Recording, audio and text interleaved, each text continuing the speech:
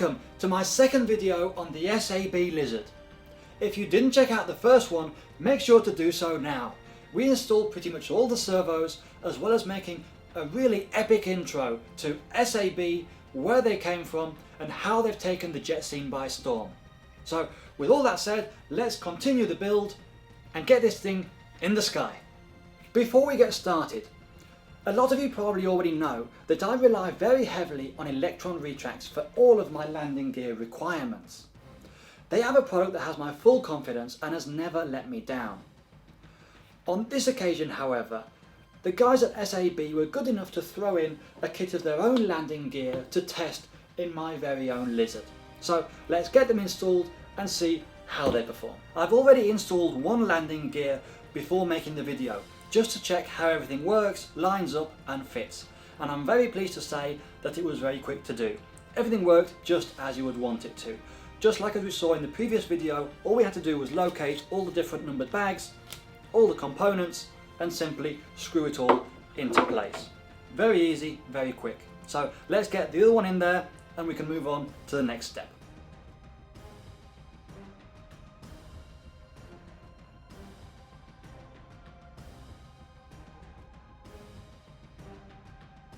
Oh yeah, don't forget to connect your power lead to your retract before screwing it into place. If you don't, as I did with my first one, you soon realise that once it's in place, because the retract is currently closed, you can't actually get your fingers in to make that connection. And the only way to open it is by applying power through that connection. Anyway, back to the build.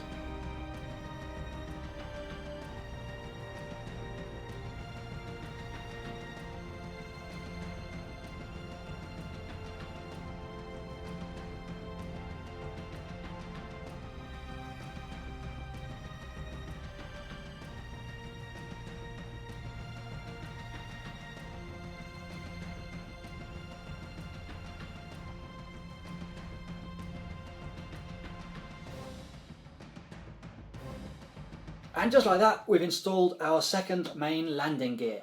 Now, I did install those final rubber grommets in a slightly different position, on the leading edge of the wheel well as opposed to the top of it where shown on the manual, simply because it's kind of more out of the way for any kind of debris, oil, smoke, whatever. It also provides a more direct line straight to the electronics, so a win-win, but that's just my personal preference. Anyway, we've got the mains done, time to install the front wheel and keep going. The nose leg actually attaches to the front former of the fuselage. Now, because of that, we can't simply mount the retract onto it because it would be at the wrong angle and it's not that tall.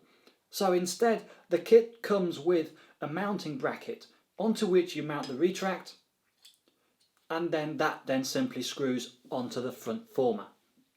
So we're going to start by mounting everything onto here. So the leg, the servo mounting bracket, the whole system, and then once we're finished, 4 screws, attach it to the front, and we're finished.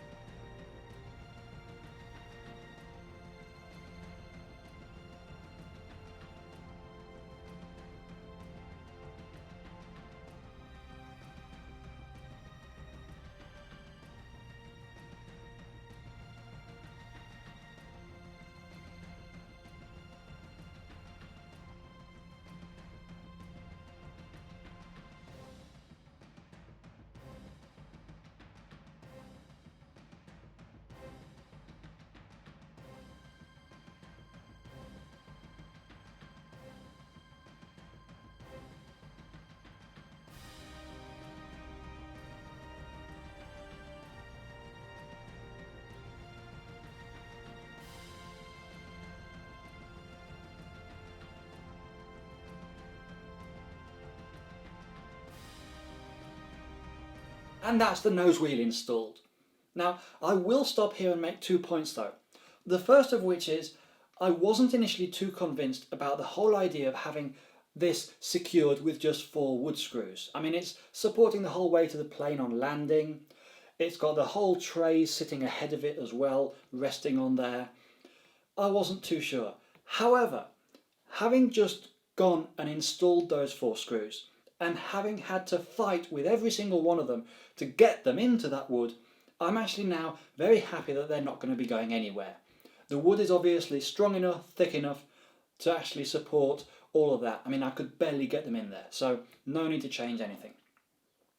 My second point here is that I may have made another small mistake while filming that. Did you see it? I'll tell you what, if you did, leave in the comments below, see if you got it right. I'll give you a couple of seconds. 1, 2, 3. Once again, just like with the main landing gear, I didn't connect the wires before installing the actual landing gear itself. What that means is I couldn't get my fingers in to get the wire attached to be able to actually operate it, make it go up and down. This is where the same invention that saved me on the mains saved me for the nose wheel, and that is just a tube.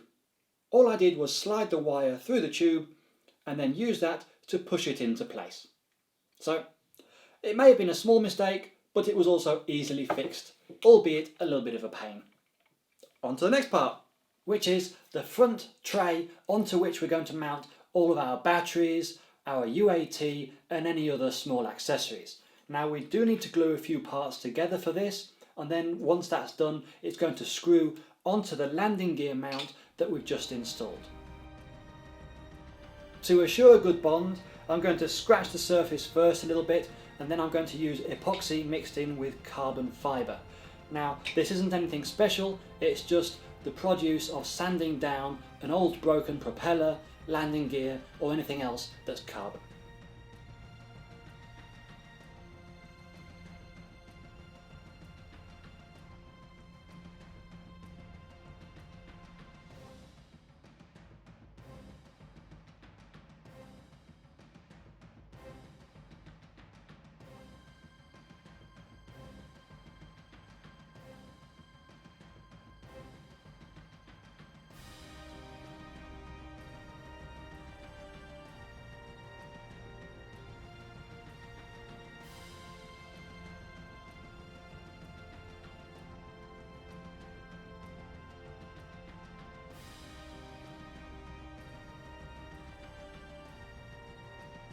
And that's it for the nose section.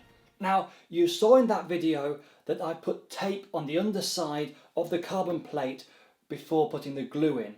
It's really important that you follow that step, because I didn't the first time round and it meant that the glue seeps through, clumps about, and it also sticks itself to the table. So make sure not to skip that step. Anyway, with that said, time to move on to the vector system, the bit that makes it a really fun jet, a 3D jet. So time to install the vector and the 2 servos which are going to control it.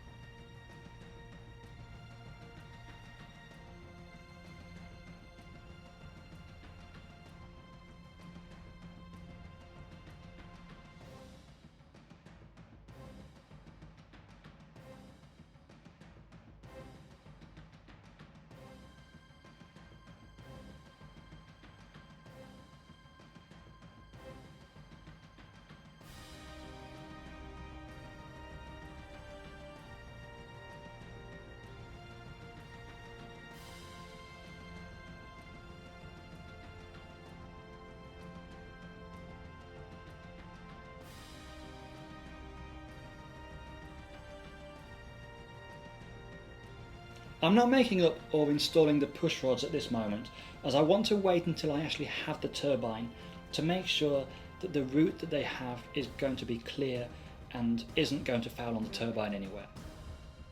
And that's the fun pipe install. Now, I did actually have to remove one of those 2 servos because the 4 screws holding it in place were a little bit too long and they were coming into contact with the underside of my MKS servo arm, which is particularly low profile. So all I did was remove them, grind them down a little bit and put them back in again. Now SAB do actually provide some shims to allow you to lift the servo up a little bit for this exact problem. So if this happens to you, you could choose to simply install that. It comes in the kit. In my case, as it's a 3D plane, the lighter we keep it, the better, so the fewer components we have, the better as well. So I chose to simply grind down those screws a little bit rather than adding that shim. However, both solutions would work perfectly well. Now, that's it for this video. If you have any comments, please leave them in the comments below. Leave us a like, subscribe to the channel if you aren't already, and make sure to tune back in soon when we'll be installing the rest of the components in this thing as soon as we receive turbine, power box, or anything else that we're missing. Thanks for watching. We'll see you all in the next one. I'm Martin Pickering, and I really hope that you've enjoyed this video. Make sure to come back every Tuesday for a new episode of cool tech tips and tutorials, and on Sundays for flying videos and event coverage. Or hit that subscribe button and the bell that's next to it in order to receive a reminder when the next video is uploaded. Thanks for watching, and I'll see you all in the next one.